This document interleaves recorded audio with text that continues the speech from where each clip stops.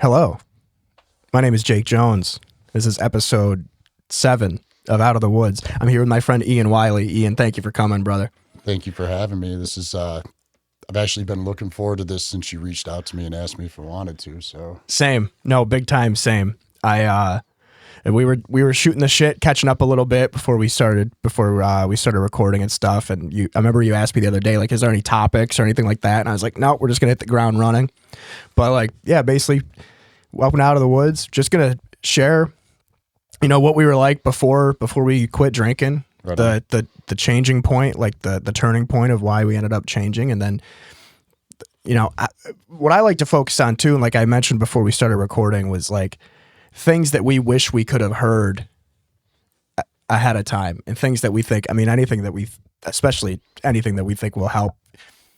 If it helps one person, it helps enough, Well, like when we were texting back and forth, and you asked me to do this, and I told you, I was like, I'm absolutely on board, because if not necessarily my story or whatever you want to call it, but if I can inspire one person to get sober, to get clean, to even think about it deeply, then awesome. My 20 plus years clean of heroin and my 15 plus years of not doing other substances and my 2 years of not drinking are more than worth it. Exactly. They're more than worth it to me. They're my MasterCard, man. They're priceless. Yeah. So, and I don't know if you ever listened to the show before, but I'm big into quotes, always spitting quotes out whenever I'm in meetings or on the air or even just talking around with people and stuff. But like, one of my favorite things to think about is like, you're not building a sober future to look forward to. You're building a sober past to look back on. That's interesting. Yeah. And I think one of the best parts about that, especially when you're in the weeds, and like you, I was an opiate user heavy before. I was always a drinker, Right. but it didn't really kick off until I quit the pain pills and all that. It's funny because funny that you mentioned that. So the only time I've ever gone to rehab was, I'm going to start off with a little joke. So sometime in the late 90s, early 2000s, to date myself, I tried heroin once, and it was like the worst 5 years of my life.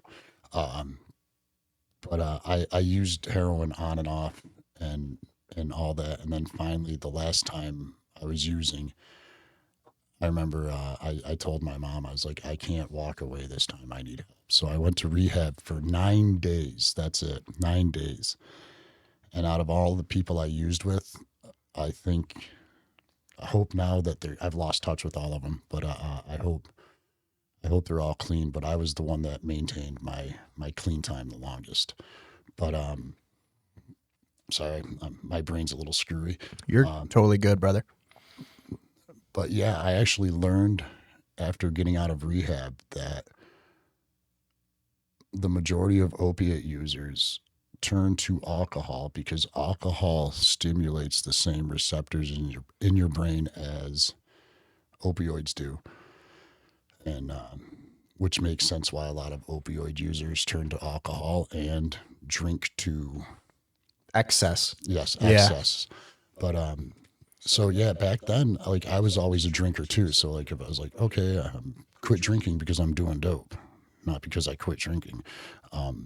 So when I wasn't doing dope, I was drinking, But again, like, it was never like a daily thing back in my early 20s. Like, I'd get hammered, 3 nights out of the week, cool, And of course, since I was doing construction, that's what we did. Not blaming the job. It's my own asinine behavior. But yeah, I thought it was weird that, or not weird. After I learned that, though, it almost felt natural that I turned to alcohol as heavy as I did. If that kind of like makes sense. Yeah, no, it really does. And I think the worst part was that, at least for me, especially when I transitioned from because I'm about to hit in June, God willing, but in June I'll hit 10 years no opiates. Nice. And I can awesome. even remember the transition to drinking. What are we in? We're in April right now. Mm-hmm. So I got about I had a decent relapse. I got clean in October, November, and I had a decent relapse in between then and now. So I always count my clean date or my clean month because I can't remember the date, but I always count it in April, and I believe I'm hitting close to 25 years. awesome. And I don't want, and again, I'm not going to sit here and lie and go, I've never relapsed or I've never touched it again. But to use it on a daily, I no. I mean, it's a foolish addict that's not going to admit that they've relapsed, Right. or admit that they went to a party at one point and that was there and they did it. So I've definitely slipped, Mm-hmm. but I never let myself slip Back into the depths. into the depths. Yeah. There was no, hey, let's go to the city and pick up, because I knew. Yep. And that was the thing too. Like when I initially quit it, I got like a month or two, and I remember I was cleaning my room, and I just saw one little pink pill after I was done cleaning my room, and I was like, fuck it.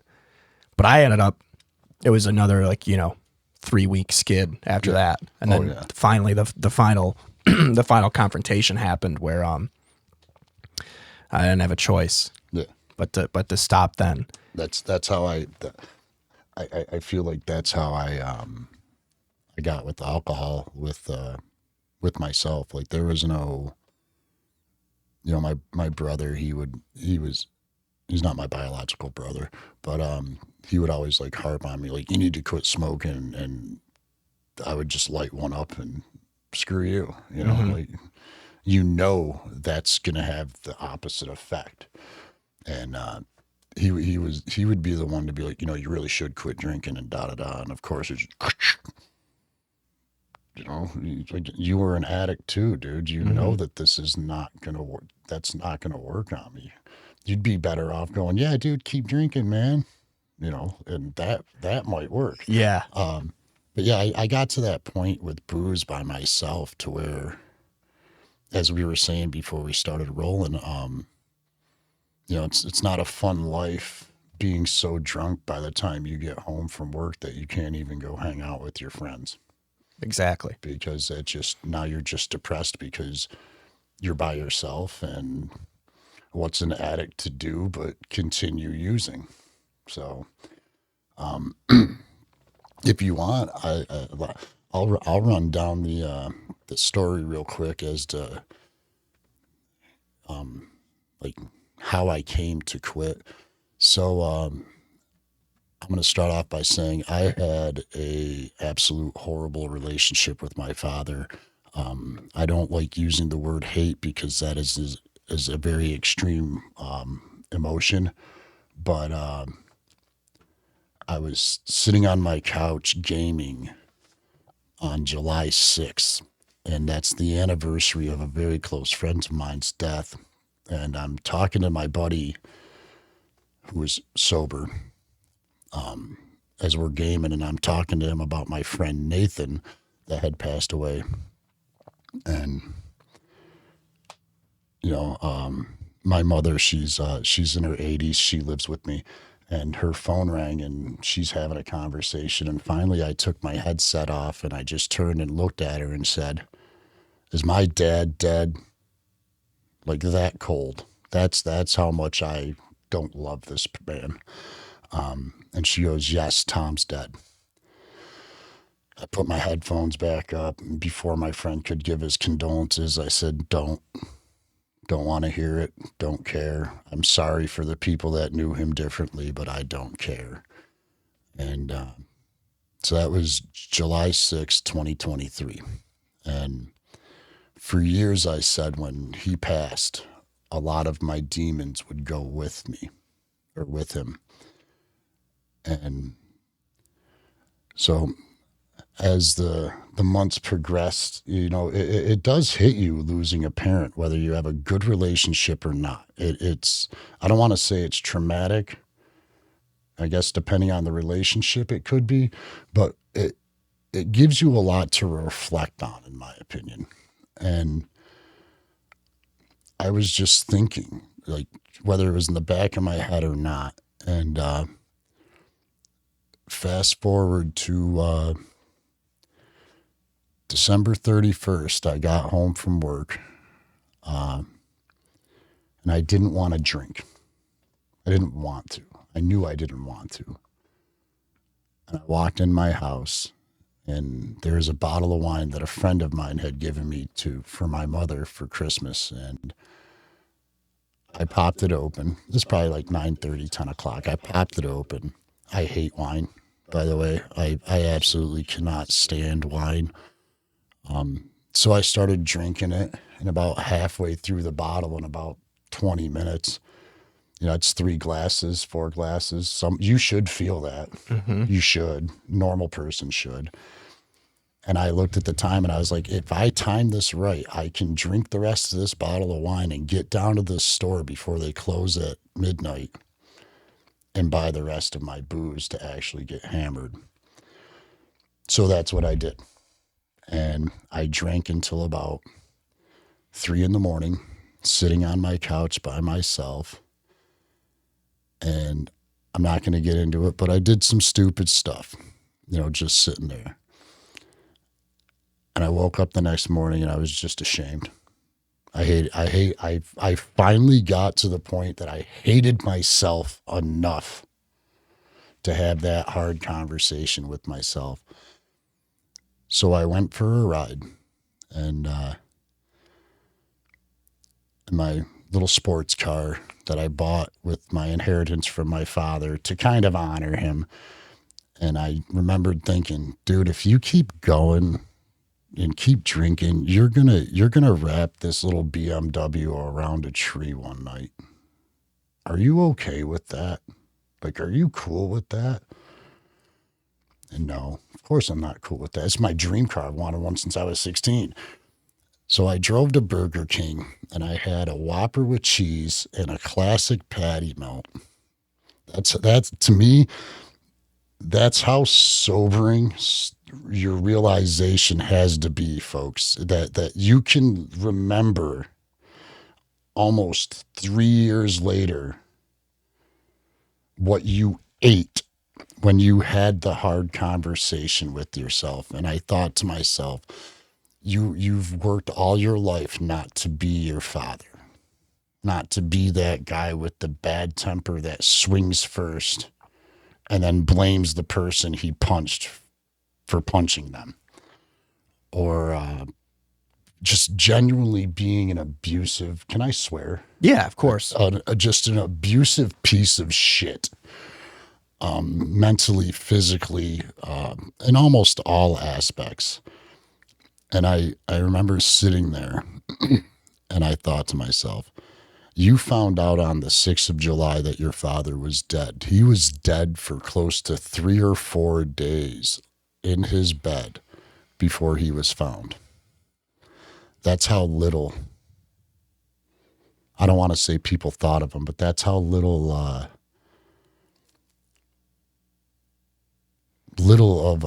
a group he had around him. That it took 3 or 4 days for his neighbor to go, I haven't seen him. I should call a wellness check. And that in its fact was sobering. And I was like, I don't want to be found dead sitting on my couch surrounded by beer cans. And I remember looking up and looking and seeing my reflection in the window of the Burger King.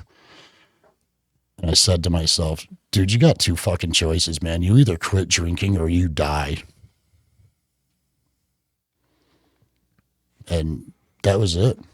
That was it. It just, you quit drinking or you're dead. And I remember going to work. I was at Bistro, everyone. And I remember going to work and talking to everyone. And they were like, oh, One of them was like, oh, so it's a New Year's resolution. I said, no, those set you up for failure. I'm done. And at that point, that was my third day with no alcohol.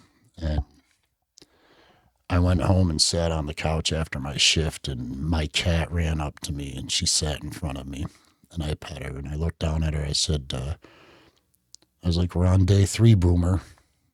And very quietly, I'm going to get a little choked up, but very quietly, my mom said, we're paying attention. And that was her way of saying she's proud of me, because probably for the first time in close to 3 years, I had gone more than 12 hours without a drink. And but that was the realization, man. It's a stark one. It's kind of painful to say that I had to get to a point where I was so ashamed of myself, and that I literally hated myself. I hated the fact that I was looking at pictures of me when I was younger, and I was kind of jacked and looked good, and I hated the fact that I looked in the mirror at 44 years old and I felt like I looked like I was close to 60. I mean, now I'm 47. I work with a bunch of 22-year-olds, and their mind's blown that I'm 47 years old. They all thought I was in my 30s. I'm like, yeah, I'm doing something right then, But yeah, to me, that's you got to get to that point sometimes where you hate yourself, that you're ashamed of yourself. You don't want to look in the mirror. Like, it's one thing to grow a beard because it looks good on you. It's another thing to grow a beard because you can't look yourself in the mirror. That's shitty. And it's shitty that a lot of us have to come to that realization. But,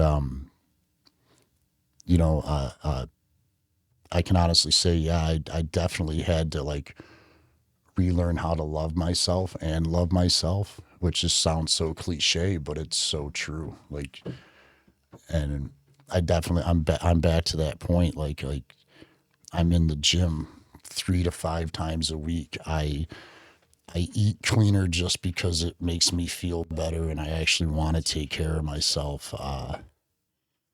I don't hate me now. Looking back, sober, looking at me, I don't hate that. Me now doesn't hate me in the past. No, yeah. You know what I mean? Because I feel like if you look at it like that, like you're still disgusted with who you were, I don't want to say you didn't make progress, but did you really? Because you're still looking at yourself like that. But I like how me now is as outgoing as me with 8 beers in my system. Like I literally, like, I'll talk to anyone. Unless I'm having a shit day, I'll talk to anyone and be polite. Like the other day I was walking down the street from my tattoo artist shop. He's actually one of my best friends. I've known him for 24 years. And I was walking down to, believe it or not, walking down to see his sister at work, and she's a bartender, and she's 6 months sober. Shout out to my buddy Brian too. He's 8 months sober now too. But I was walking down there and I saw this gentleman. He throws up his hand to wave as a car goes by, and I start putting my hand up because I thought he was just being cool and waving to me. And I realized he's waving to the car, and I was like, we get closer. I was like, man, I thought you were waving at me. So, but what's up? How you doing today? And he's like, what's up, man? How are you doing today? I never would have done that 4 years ago, 5 years ago. Not unless I was hammered, not unless I was high on something, and you pick it, I've done it. So again, I don't hate who I was in the past. And I'm not going to sit here and say I regret not doing this earlier. I think we all feel that way, but that's negative thinking. The fact is we've done it. Exactly. That's the important thing. That's yeah. No, sorry. I was just taking all that in, and I was thinking the amount of parallels. You know, we were talking about parallels before we started recording, and I had a similar thing. It wasn't the tipping point for me, but it was also in July 11th, 2020. My mother passed away. Oh, I'm sorry, man. Similar situation, though. I appreciate it, but fair enough. Yeah, but it was the same thing. It was a couple of days, you know, and it was one of those things where there was a thing you said at the beginning of that where it was like I figured that when this person passed away that my demons would go with them. Mm-hmm. That wasn't how it worked for me. Her demons, or not her demons, the demons became more visible because now I didn't have something to pin them on. Okay. I didn't have a tangible thing. I didn't have a person to be like, well, they're the reason I am this way. And I never used to think about resolutions. Right. I used to always be problem oriented instead of solution oriented. I used to be reactive instead of proactive. So I don't know. Like with me and my career choices, I did construction. There's always a problem. First rule of construction: nothing goes smoothly. So every day you've got to find. So it's just ingrained in me to, you know. Now I'm a chef.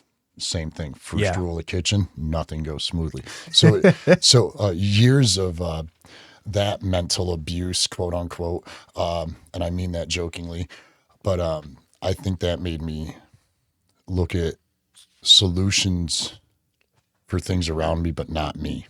Yes. Yeah. You know, like you said, I was very reactive to, because in a lot of ways, this is going to sound so fucked up, because I know people that have had it a lot worse than me, and like, they're good. Like, they're okay. Like, they never had the issues I had. So yeah, it's very rough, like with some of the stuff we've gone through with, mm-hmm. like, again, I'm just going to say abusive parents or abusive people. And it's very easy to be like, my dad's the reason I drank. Oh, he probably very well gave me the issues, but ultimately it's on the person. It was on me, because, you know, I grew up in the 90s, man. I grew up in that age of where men were still told to fucking suck it up, deal with your shit, shut the fuck up. No one wants to hear it. And I'm very much not that guy. Mm-hmm. Like, if there's something bothering me, I got to talk about it. So I think, like, the comfort that the counterculture, so to speak, offered, it gave me a place to fit in. I wasn't looked down on,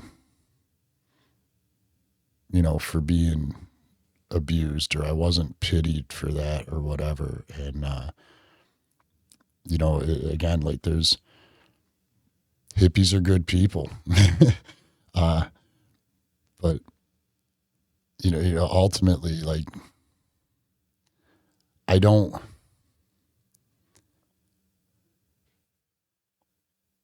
guess the way to put it is, having the upbringing I had from my father definitely did not help matters much, especially with having an addictive personality. But I definitely could have taken steps earlier on in my life to have prevented the escalation of further addiction after I got off of heroin. Because I knew why I did dope. I did dope because it fucking shut my brain down. It made me not feel. I didn't want to feel. I didn't want to have the dreams I was having. And like we said earlier, it affects the same receptors. So of course, booze is a natural, it does the same thing. The only difference is heroin made me not feel. Booze just made me feel fucking depressed. Mm-hmm. You know what I mean? But it stopped the dreams and all that. But yeah, after, like, again, like you said, the demons came in the forefront. I feel after my father died, I found the strength to talk to a few people. Like, again, my mother, and I expressed to her what I feel like happened to me when I was around my dad and everything. And, and a couple good friends. And that kind of killed the demons. They're still there. Mm-hmm. They're not going anywhere, man. They're definitely still there, but That was the thing my first sponsor used to say was he's like, your demons are always doing push-ups in the parking lot. They're waiting. oh yeah, they're just waiting. Yeah. Oh yeah. And and there's a thing when you have that sobering moment or multiple sobering moments. Like for me, it was starting in August of 2019 up until July 2022. It was just every like 4 to 6 weeks, calling hours, funeral, funeral. And it was always like suicide, OD, or drinking to death. Yeah. One of those three, always. No, I got to a point before that where like you're saying, I'd calling hours are at this time. I'm like, I just can't go anymore. Yeah. You're just spent, and you're just like, it's not that you don't love them. Exactly. Yeah. It's just, you're like, is this ever going to end? Yeah. There's a thing my grandfather, my dad, the three of us were talking about it. Right. I think it was right around the time when I quit drinking, and we were talking about, my grandpa was like, well, hon, when I lost my friends, it was in the war. My dad was like, well, when I lost my friends, it was drinking and driving. For me, it was all fentanyl. That was one of the things. It's a little sidebar, but for me, it was like, I got out. If I didn't quit opiates when I did, I got out right before fentanyl became a thing. Right, yeah. I'm extremely grateful for that. And it's also like, it's unfortunate that I had all these constant reminders. And I was still, up until one of the last, sets of calling hours and stuff, I was still drinking all the time. Right, yeah. And it was like, this is going to be me eventually. Mm-hmm. And I would know that consciously. Yep. But then I couldn't. I actually remember one of the last funerals I went to. You couldn't put your face in the casket yet. No, I remember. Metaphorically. No, like for you real. Look in the casket, but you didn't see you yet. Exact. Yeah. I remember one of the last ones was a buddy of mine I grew up with that actually helped me stay. He helped me stay sober, off of the dry goods, I like to call them. And I used to call it my little blue bag. Like, can you hand me my little blue bags? I remember calling my parents when I got home, and I was like, I'll never do opiates again. I go, but I don't think I can ever quit drinking. And I remember getting off the phone with them, and I remember thinking to myself, I'm like, fuck, I just lied to them. And I was like, I basically just told my parents, like, you're gonna bury me soon, is what I told them. That's how I felt. And then a similar thing. Actually, what's funny is that the last day that I drank was September 25th, 2022. I was actually supposed to be getting together with a bunch of people from the bistro. I believe you told me this. Yeah. And I ended up canceling on everybody because I wanted to get a bottle of whiskey instead. And just like with you with the wine, I drank the whole bottle and I didn't feel anything. Mm-hmm. I just sat there and I bawled my fucking eyes out. And I was like, how am I drinking an entire bottle of whiskey in under 2 hours and I feel nothing? Well, that's the sick thing is, like you're saying, like, that's where it really like drilled me in the head is like, dude, you drank a bottle of wine. And I don't care who you are. For reference, I'm 6'2", and at the time I was probably close to 260 pounds. So size-wise, I should have felt that. even with my size, I should have felt it. Mm-hmm.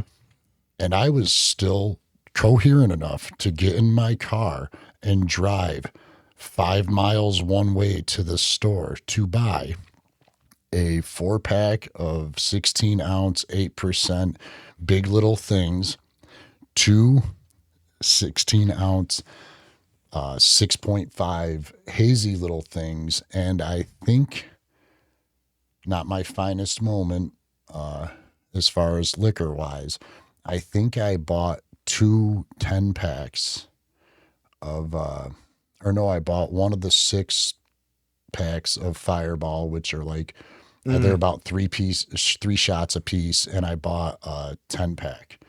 I consumed all of that from the time I got home until I passed out. I got home at midnight and I passed out at 3 a.m. And at that point, I felt something. Yep. So to break that down, liquor-wise, that's the equivalent of easily another about 3/4 a liter of whiskey. Yeah. And then 6 beers. That was the thing. Like, we were talking upstairs briefly, and I've had people, at work, or, obviously in AA, we talk about it, but it's a lot of it is at work, or just people.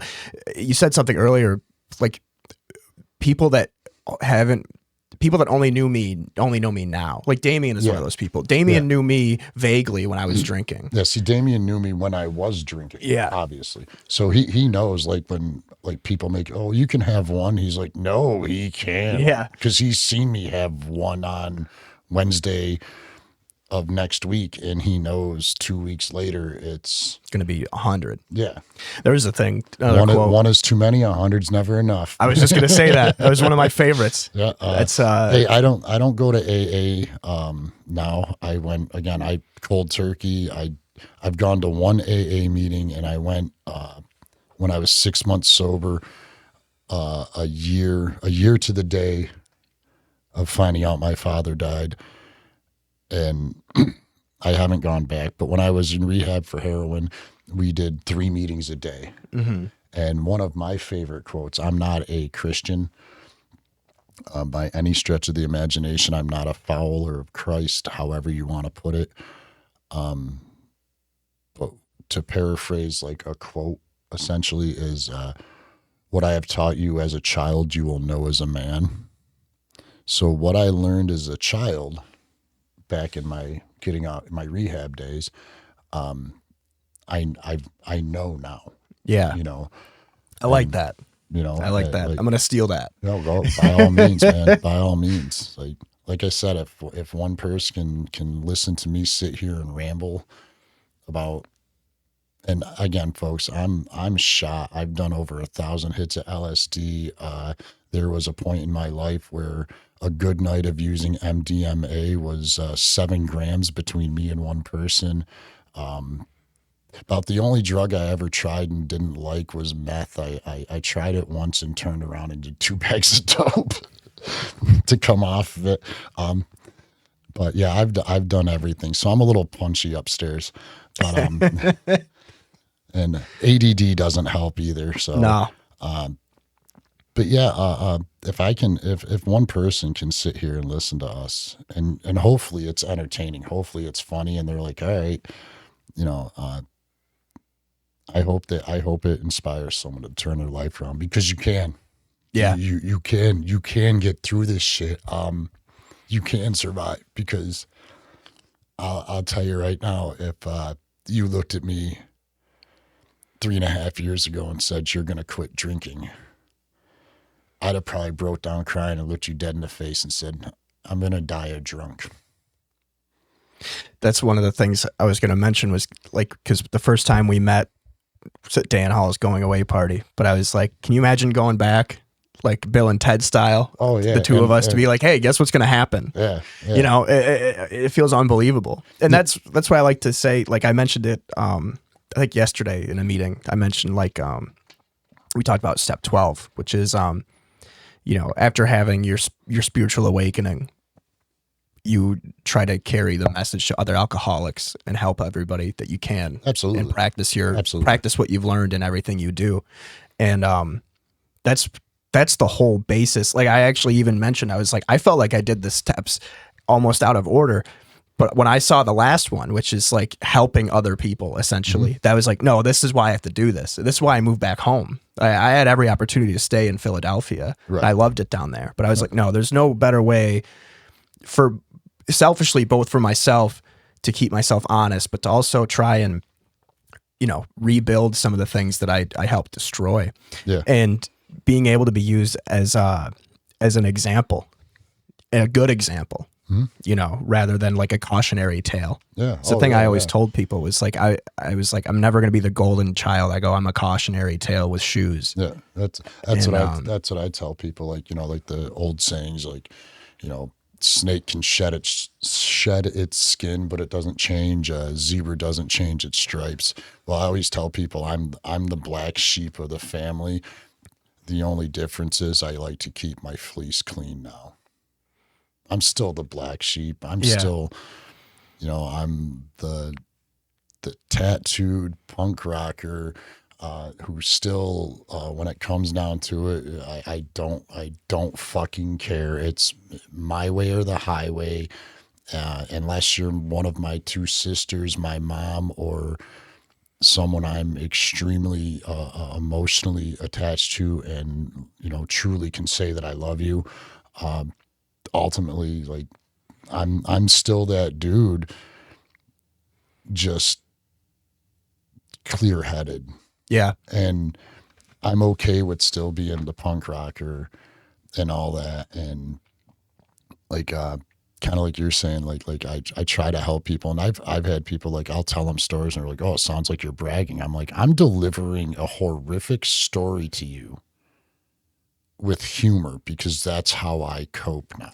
Exactly. That's one of my big cope. Like, do you honestly think that there is any part of me that thinks it's awesome that at one point I could drink a bottle of whiskey and be like, let's go get more? No, there's absolutely nothing okay with me glorifying that. Exact. That was the thing. I actually got in trouble when I was in rehab, because towards the end of it, I was helping,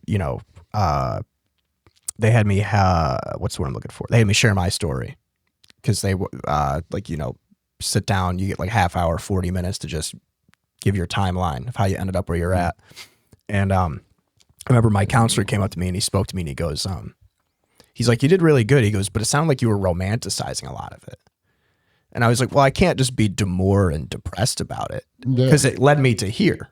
And I've said it on other episodes, we talk about it on the other show, like I'm fortunate that none of the situations I got into ended in tragedy for me. Right.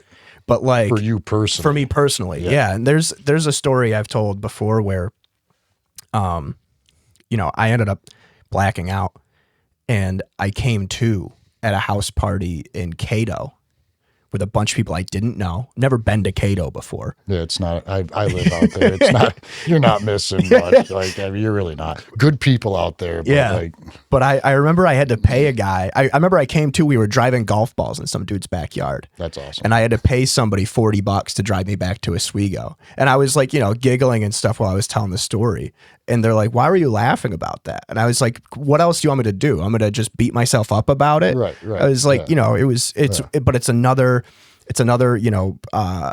point in the journey prior to recovery where I was like, back then I was like, oh, this is awesome. You're going to tell your guys at the bar about this. But then you're looking back and it was like, yeah, it's awesome in the sense that nobody died. Nothing crazy happened. I was out $40, but like, that's not a normal thing. And I think I mentioned too, like, that was probably situations like that were like a catalyst to why I kept going. Right. Oh, because I was just like, no, that's just what happens. Well, it's like, so like for me per se, you talk about like catalyst to keep going. So, I was hired as the executive chef of Angry Garlic back in 2018, and You know, that was probably right around, like, I don't want to say like the ultimate depths of my alcoholism, but I was definitely in it. I was really, really focusing on my chef career and learning and this and that. And so we opened the restaurant, and I would keep a 6-pack of beer and like 15 airplane single shot bottles of Fireball in my saute cooler, and I would just rip them. Like, I'd start ripping them as soon as dinner got done, or as soon as dinner started. So, like you're saying, I'm like, man, I just did 250 fucking covers, 10 shots in 4 beers deep. This is okay. I'm good. All right, shift's over. I'm going to save what's in my cooler for tomorrow. And then I would sit at the bar, and since I'm the head chef, I drank for free at the time. And I would hammer back like 3 or 4 more double shots, which I later found out were 3 ounces apiece. So let's do the math. 4 of those is a half a liter of Fireball, because there's 33.3 ounces in a liter of alcohol. I looked it up because, again, I'm functional.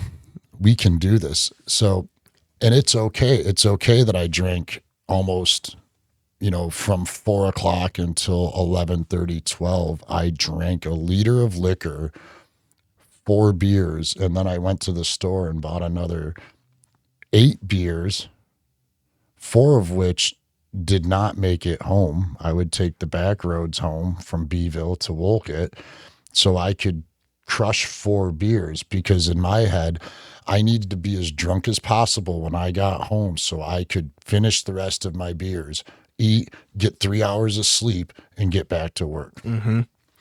So it was okay, though, because I was functioning like that. It's okay. It's not a problem. I did quickly stop drinking, for anyone that went to Angry Garlic then, from like September 2018 to like November. I did stop drinking online. I was actually sober while I was cooking your food at some point. But again, still, let's get out of work. Let's do 6 double shots and have a beer. Let's go get 8, 9 beers. 4 or 5 of them aren't making it home. Rinse and repeat.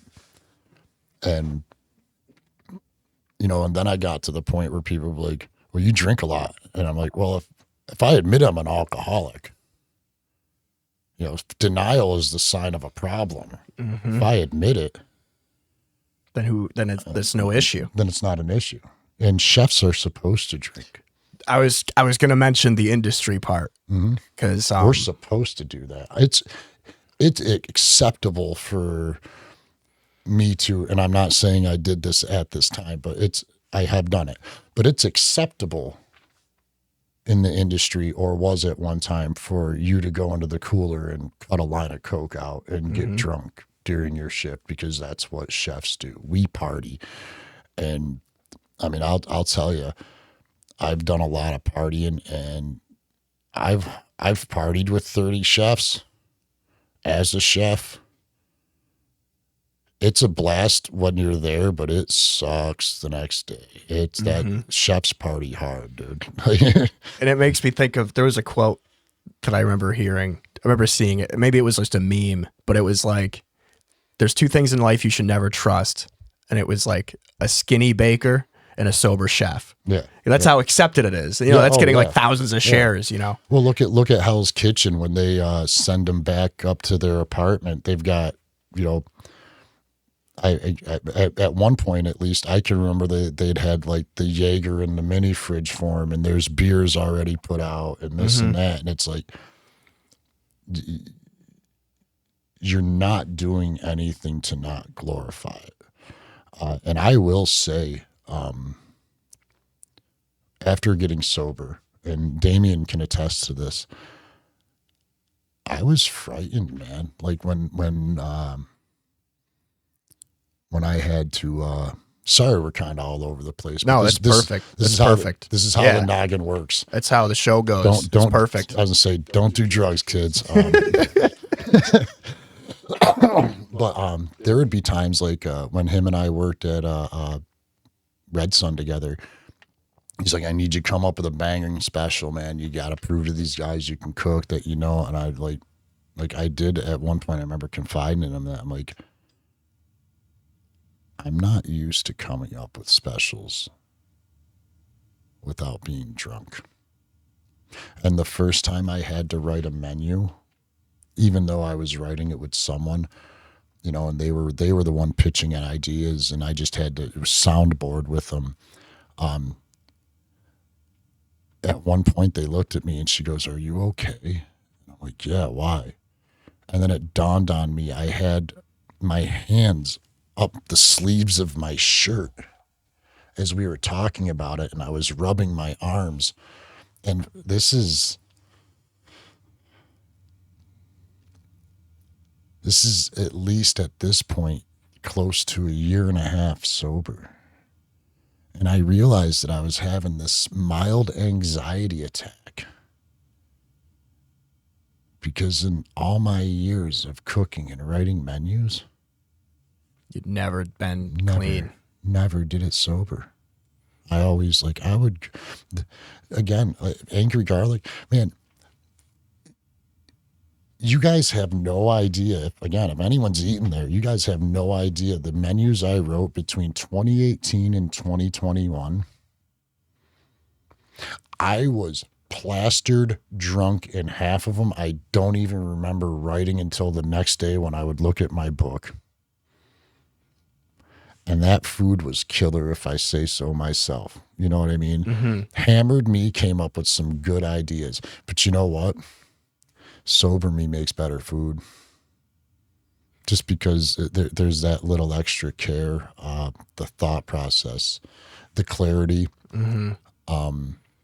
And again, for reference, I'm now the private chef of a fraternity in Syracuse. Shout out to Theta Chi. Love those guys. They're crazy as hell. They got their issues, and I'm saying that with love. They're 22-year-old guys. You know what I mean? But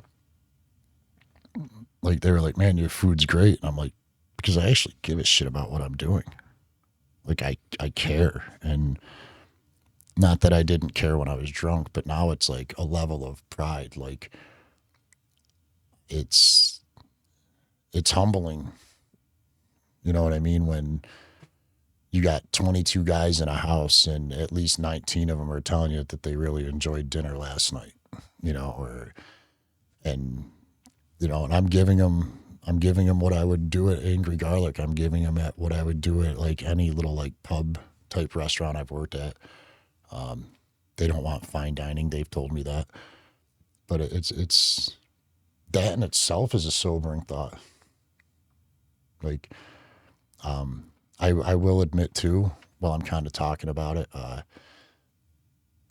it is hard to maintain your sobriety and stay in the restaurant industry without good people around you. We talked about G earlier. Mm-hmm. She's the main bartender at Bistro, and she's a wonderful, wonderful dear friend. I love her dearly as a friend. And I was I think I told you, like a weekish sober. And she was the one that would always call me out. She'd be like, "Man, you look so good today. Your skin looks better. Your eyes look brighter." I love her so fucking much. But you know how important that is to hear that someone can see it and acknowledge it. And she told me, I made a joke where I'm like, "Yeah, today's the day. Screw it. I'm having a beer." And she looked right at me and she's like, "You want a drink? Fine. I'm not serving you. I don't want it on my conscience." And like I told you earlier, I said that story to someone and they're like, well, what bug was up her ass or whatever, but they didn't get it. And I'm like, there's no bug up her ass. Like that's love. That's friendship. That's her saying no matter how hard shit got, she would rather hold my hand while I was crying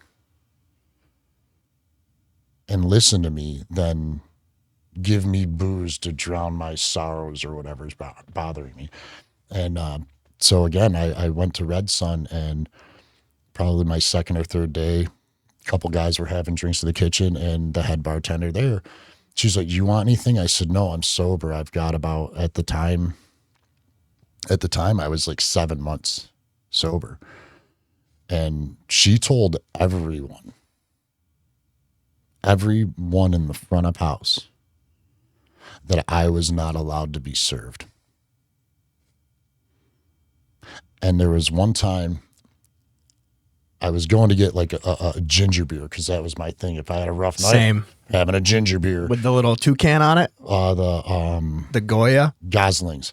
The Goya, that hits too. Yeah. But the Gosling I could get, and they were like, they would go to open it. I'm like, no.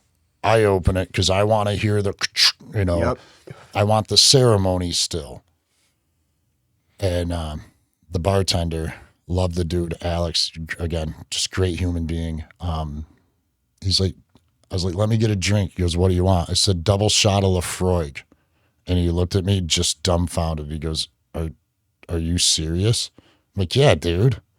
And he started to reach up for the bottle, and one of the servers goes, "You touch that bottle and pour him one, I'm kicking your ass and killing him."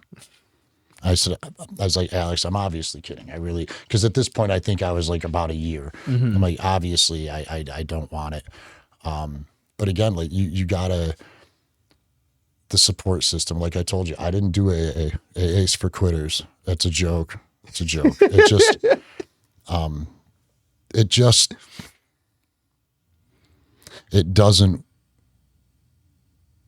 doesn't work for me. Yeah. But clearly I had my own AA, Mm-hmm. I had my support group, my group of friends, and I very quickly adapted to the fact that I'm in the restaurant industry, booze is a part of it. And so like, I am that guy. I will go and sit at a bar and have an NA cocktail and be cool with it. Now it'll get to a point where if there's, 10 people and they start getting loud, they start getting loose, I get up and leave, because it's just, for one, I don't want to fucking deal with it. I didn't even like dealing with it when I was drinking. But yeah, it just gets to a point I don't want to deal with it. And so like, that is one thing I will say. I wish, going to what you said earlier before we started rolling, I wish somebody would have told me that getting sober wasn't going to make me boring, because Dude. I do everything that I did when I was drinking, I do sober. And here's the funny part. I actually do it more. Mm-hmm. The other night, Friday night, I got home from work and I texted a friend that they work in Lakeview Lanes. And again, the bartender's there. They know I'm sober. I worked with them. And I was like, "You got music tonight?" She's like, "Yeah." I was like, "Sweet, I'm going to stop out." And, I only stayed for an hour. I had a couple, I do a Moscow Mule, no vodka, sub out the cranberry juice. Trust me, guys, it hits. It's great. But I had 2 of those. I listened to some music and I left. What's funny? 3 years ago, You never would have done that. I wouldn't have gone out, because I just would have been drunk at home, Yep. rambling to my cat about how there's potentially sea monsters in Loch Ness because it's one of the deepest bodies of water and blah, blah, blah. And my cat just looked at me like, "Dude, shut the fuck up." Why a cat? Because I didn't have friends anymore, because I sat at home and got drunk. Yep. That was a big thing too, and I've talked about it a couple episodes ago. Was like going back into, because especially for me, like when I was sober for over 5 months, and then I went to rehab because I could not. You just couldn't hang. I could not manage. Yeah, everything was worse than it had been.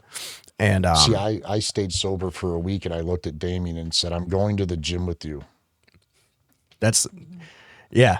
That was my AA. You go back and it really forces you to, I mean, because for like we both said, it's like life or death.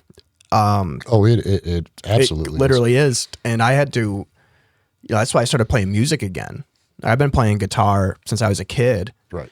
And now I'm really, really into it. But I didn't even realize, I didn't remember how much I enjoyed playing guitar until I wasn't drinking anymore. So it's funny you say that. Like we touched earlier. So I do put a decent amount of stock into astrology, and I think a lot of it does hit on a lot of different notes. And we discussed that we're both cancers, different sides of the spectrum, but it's still there. And so when I first got sober, I hit like my 6-month mark. I reconnected with an old server friend, and I knew she doesn't drink. I remember she didn't drink. So we started hanging out, very innocently. We did have a slight relationship, but it wasn't anything important. And that is imperative for the end of the story. But like I remember going over to her house one time, and we were just, she was like, I said something about going on a hike, and she's like, I know some great trails. So we started walking around, and I'm like, I remember thanking her because I would get done at the gym. I had Mondays and Tuesdays off. I'd get done at the gym. I'd go home. I'd eat something. And then I would go for a walk at the west side in Fairhaven. Excuse me. Because it's like 10, 15 minutes from my house. And it's just nice. And it was great to hear the water as a water sign. It's amazing. It's calming. It actually, they have done studies. Hearing it actually does help you. It's healing. Yes. So very ironic that I wanted to be around water while I'm healing. And I remember thanking her. I'm like, thank you for reminding me how much I truly enjoyed being outside. And she knew that what I was saying was like, I stopped doing these things when I was drinking. I didn't want to drive to the beach to go for a walk because I wanted to sit on my couch and drink, or let's go sit inside a bar and drink. So like, now I do the same thing. I mean, I try to do it at least once a week, go outside, get next to the water and go for a walk. And even now I take a half an hour break at work. The guys all know I'm doing it. 2:00 hits. Chef's putting his headphones on and he'll be back. I go for a walk through the quad, just feel the sun on my face. And, it's going to sound corny, but I look around at all the kids, young adults, whatever you want to call them, and just hanging out on the grass and like, for the most part, enjoying life. And I'm like, it's kind of sappy, but I'm like, you guys, you just eat this up because this really is. This is it. This is the greatest right here for you guys. Like after this, it's all gonna suck. But yeah, you lose scope on the things that. Anywho, so again, I'm very glad that this young lady, she helped me reestablish my connection with the earth, so to speak. I classify myself as a pagan. So like, again, being connected with the earth, that does mean something to me. And, it was funny though, cause we were never a serious couple or anything, but she basically was like, hey, this is my life. I'm out. And we had a talk, and I'm like, it was never really that serious. It's good. And she goes, I hope this doesn't trigger you to go back to drinking. And my response was, don't worry about it. Full stacks over 30 racks. Meaning I'm just going to hit the gym, hon. And no offense to her. She was a very, very dear friend. We had a great time walking around, but you really weren't that important. You weren't like your involvement in my life emotionally wasn't. So you saying earlier, what is something I feel I wished I knew, or again, I would like to tell people. You know, a good friend of mine, rest his soul. He didn't win his battle with his demons. They were definitely doing their push-ups, brother. But he told me when I quit dope, getting sober is the easy part. It's coming to terms with everything you don't like about yourself. That's the hard part. So that resonated, and it still resonates. But I think if I can tell anyone, the best advice I can give them is don't collapse when things get tough. Okay. You've spent how many years of your life with a crutch? And that it's very easy to reach for that crutch again. But you can't give up on yourself, and you can't let your thoughts win. The shoulda, coulda, woulda, what ifs. You gotta let it go. And I'm not saying I'm a dweller. I'm an overthinker. But at some point, you have to just go, okay, I can get through this. I can process this without a shot, a beer, a needle in my arm, a line up my nose. And like, I'll be 100% honest. I'm what I guess everyone would consider Cali sober. I am not a daily smoker. I puff here and there, whatever. I do it responsibly. But even that's a crutch. I mean, nicotine's a crutch, to a degree. Mm-hmm. Oh, big time. Yeah. But like, I would rather have somebody go through something rough and chain smoke a carton of cigarettes in 4 days than pick up a bottle. And I've recently done that. And that's what I'm saying is, like, just because things are going to get you have to get comfortable processing everything in life, the good, the bad, the ugly, the shit that hurts, the shit that makes you want to use or drink. You need to get really fucking comfortable really fast with processing it without that crutch. Case in point, I'll get a little personal. We discussed this before rolling. I was with an amazing human being for a year of my sobriety. We got together shortly after I hit a year. We made it a year, and she's just fantastic woman.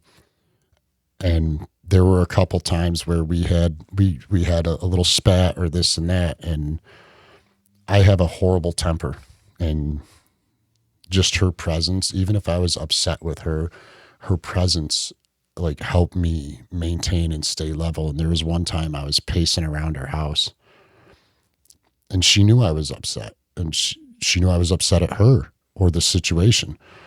And she looked at me and she goes, what can I do? And I was like, I need to go smoke. I stepped outside, smoked a cigarette, came back in.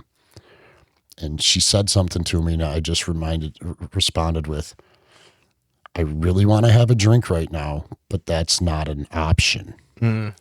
And I later told her that it wasn't that it wasn't an option because I got to stay sober, which I do. It wasn't an option because I had and have to relearn these skills of processing without alcohol or another substance.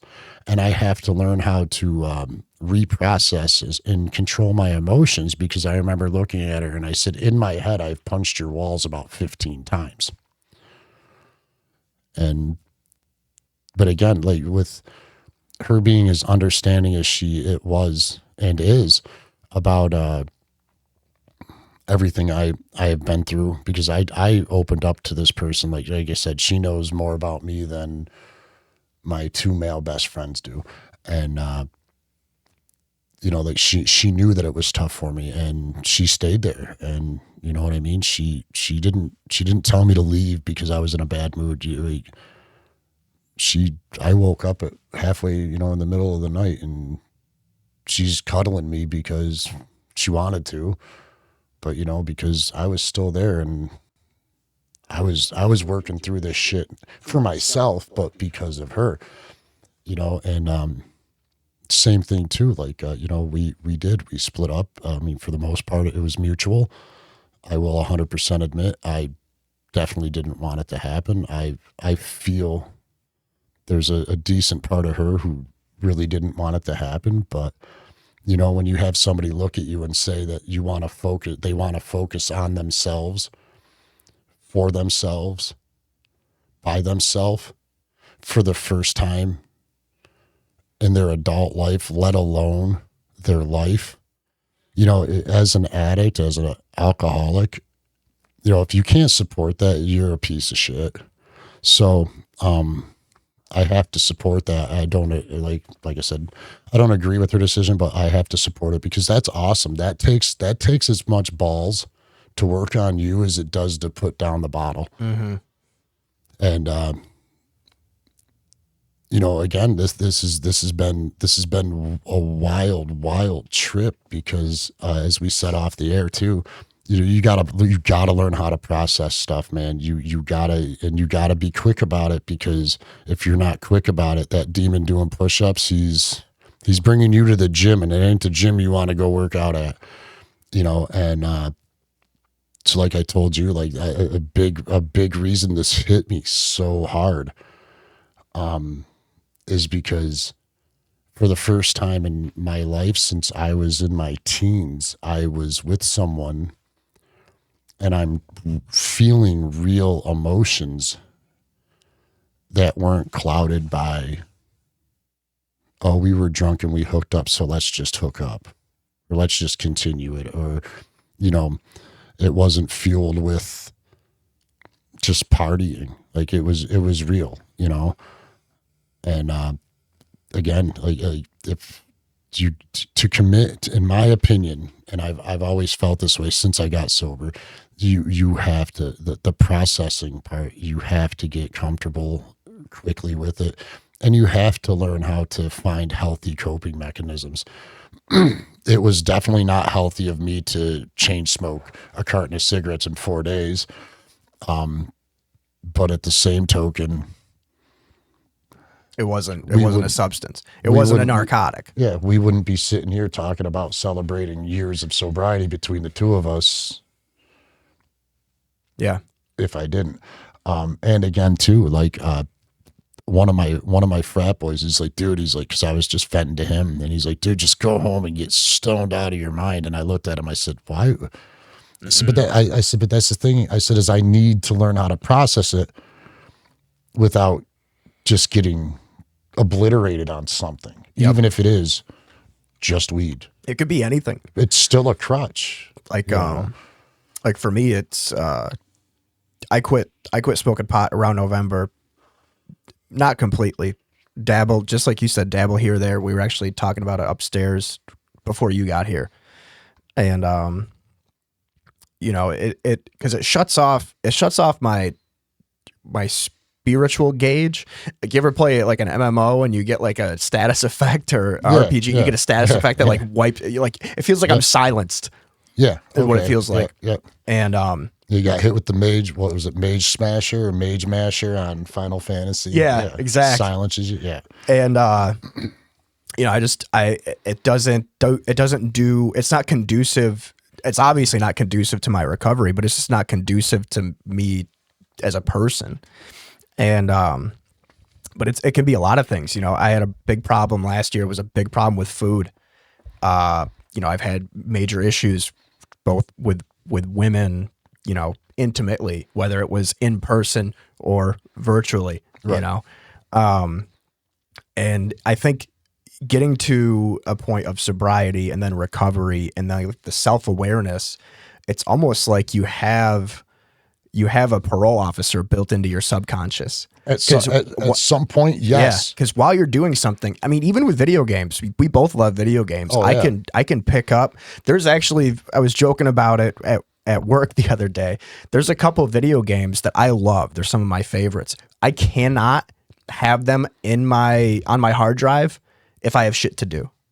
I have to uninstall them and delete them off my computer, because otherwise, if I see it sitting there and I boot it up, like let's say it's 6 o'clock, I just got to work, but I got to get laundry together, I got to cook, I got to clean, I got to shower. Yeah. If I boot that game up, not going to happen. Right.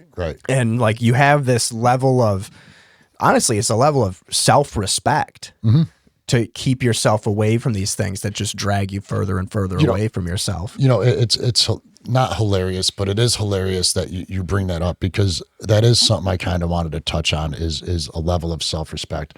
And so, like I said, you know, it's one thing to have a beard.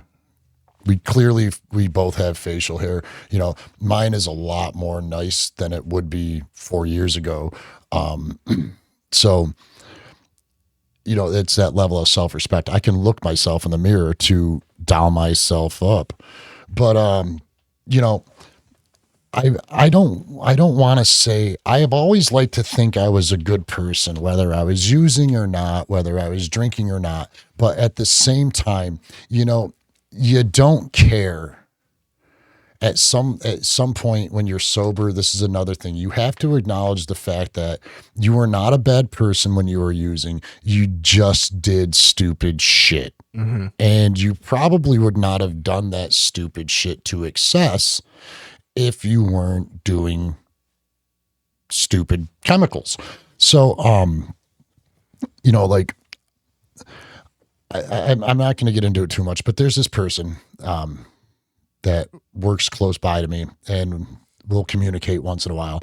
And it's grated on me and it's worn on me to a point over this semester that he's been saying some very degrading and uncomfortable things about some of the young ladies around the campus. To put it politely, it's Syracuse University. There are some attractive people, and I'm not going to say women or men, but there's just attractive people on that campus. You know, so, and I can comfortably say it like that. However, when you're going to like demean and objectify somebody who is well under 20 years younger than you, and I don't want to hear it. Like, I don't, like, if I had a daughter, I probably would have punched this dude in the fucking face already. Like, let me put it like that, folks. And I don't know how many people this is going to reach, but there are some people that might know me, and they're going to be like, well, dude, you know, a few years ago, we've heard, well, that's my point is, you know, there's a level of self-respect that comes with being sober, and I'm not going to beat myself up, but I definitely wasn't the best person while I was using and drinking. I've definitely said a lot of things I am deeply sorry for, and I do regret saying to women and men alike, and it's not cool. But here's the thing. In my sobriety lately, I've been dealing with this in my head, toying with it in my head. Like, if I was still drinking, is there a part of me that would be okay with what this guy's saying, or at least like laughing it off more? Because it's to the point where he'll start saying something and I'm like, I change the subject or I cut him off. Don't want to fucking hear it. I don't want your creepy ass around me. Like it's like that. But you know, and I get thinking about it, and I've talked to old coworkers of the female persuasion, and they were like, yeah, you were always a little crazy behind the line, but you were always a really kind, nice guy. You never went out of your way to be intentionally derogatory, unless I had a close relationship with that server, male or female, because I'm an equal opportunity harasser. If I like you as a person, I'm gonna fuck with you. But and there are some people in the not so distant past when I was using that. If you're listening, I 100% apologize to you for anything I may have said that was offensive. I'm not that person anymore, and I do apologize. You don't have to forgive me. I need to apologize for myself. That's one of those 12 steps that I don't follow. But no, it's so like the level of self-respect you gain, as my friend Brian said, who is now going through his sober journey. When you start loving yourself, it's amazing how much shit you don't tolerate anymore. Like I've had people, like I've talked to them about this. They're like, well, you're kind of being sensitive. I was like, or do I just not want a creepy motherfucker around me? Well, you're being sensitive about that. Or do I just not going to put up with your shit because you're trying to fucking lie to me and I'm calling you out on it? Like, but so like that is one thing I will say is get prepared for the level of self-respect you start having. The fact that I personally feel you carry yourself to a higher level. Like you want the people around you to see you, that you carry yourself to a higher standard. You got to get comfortable processing things without that crutch. And that's going to suck balls, man. That's probably the hardest thing. When I talked to a friend of mine, he asked me, he's like, I know you loved her, going back to talking about my recent split up. I know you loved her, but, didn't hurt you that much to where you wanted to use. And I said, oh, I did. I just chose not to, because ultimately it's not going to bring her back, for one. But if she finds out, she's just going to think I'm a pathetic loser, So he's like, well, he goes, well, if it didn't hurt you enough to use, even though you wanted to, how bad did it hurt? And I said, it hurt me bad enough to set up an appointment to have my entire back tattooed, so like, it's a healthier coping mechanism. But at the same time too, I'm doing it for me also.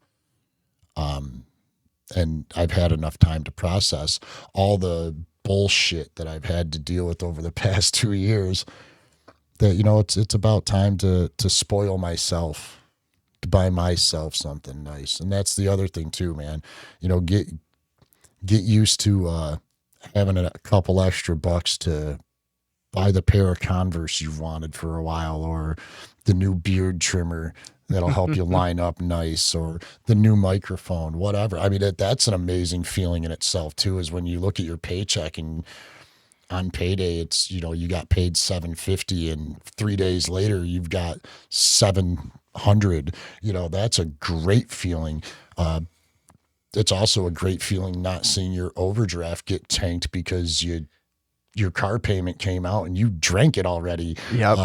Yeah. So, I mean, you got to get used to all that, but all of that positivity doesn't come without you getting comfortable with the negativity. And I was talking to a friend of mine at the gym. He's a former state trooper. The man's, he used to do CSI and he's seen a lot of shit. But I told him, I said, the past 2 years of being sober, I said, has been the greatest trip I've ever been on. I said, man, the highs have been great. I said, the lows have sucked. And he looked at me and goes, everyone goes through it. I said, do they, Dennis? He goes, maybe not the same way you are, but we all go through it. And he goes, welcome to the wonderful world of life. And this is for background reference. This is a man who had his last beer in 1997. He's never smoked a cigarette. He's never had caffeine. Yeah. I asked him, I'm like, are you Mormon? He goes, no. He goes, I just never had an interest in it. So, I mean, this is from someone who's basically the polar opposite of me. Yeah.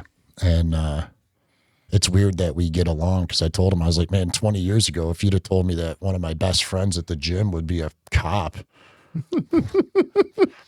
First, you would have been like, the gym? Yeah.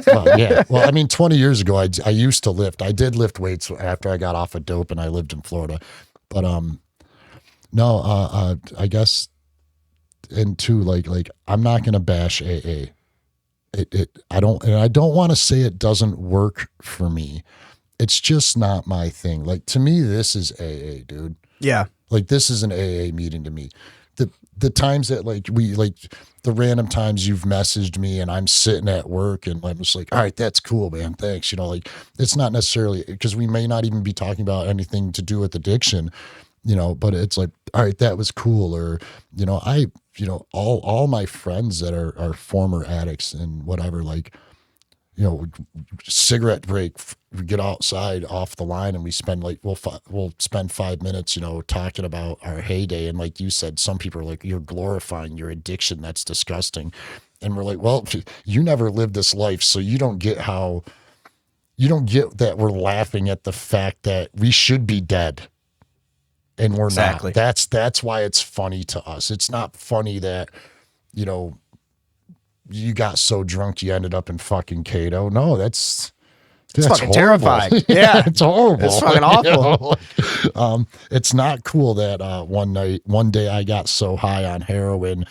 I don't remember driving down 590 and 104 from Rochester to fucking Wolcott. That's terrifying. But it's a hilarious story to tell to somebody who's walked that life. It hilarious in that morbid like fascination. Gallows humor. Yeah. That we made it out, and I will say that too, man. If you're struggling and you're second guessing yourself and you can make it out. I lost a good friend. He basically killed himself via overdose because he was sick of living the way he was living, and he never thought he could get clean. I'm about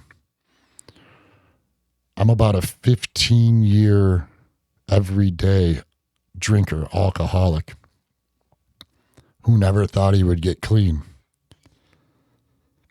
And I'm telling you, I'm living proof.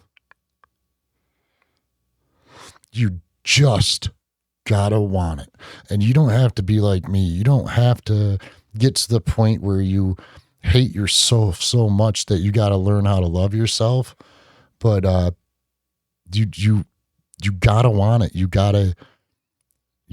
have to want it for yourself. And you know, your family, your friends, and your support group, they're gonna fucking love that you're doing it, you know? And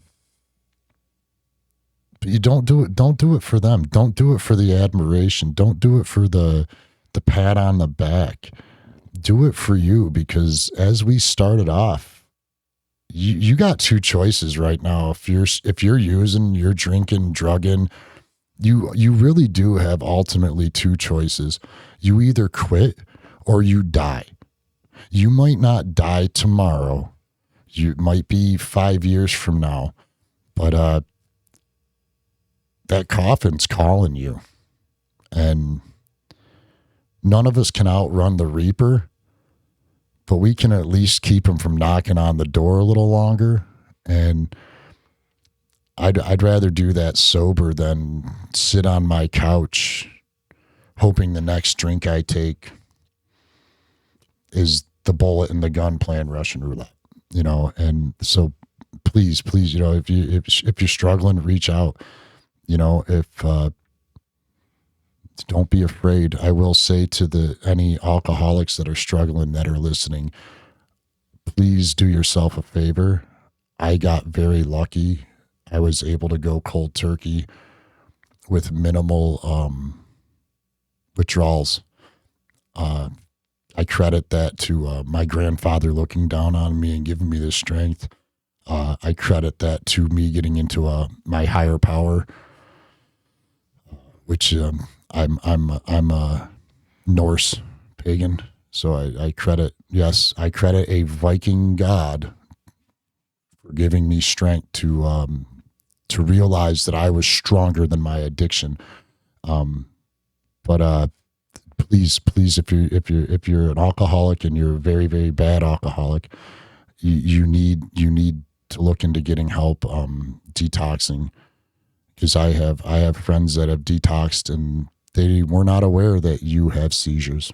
They were not aware that you can actually die from alcohol withdrawals. It's, even as an alcoholic, I would tell people how horrible it is for you. It literally is poison. Mm-hmm.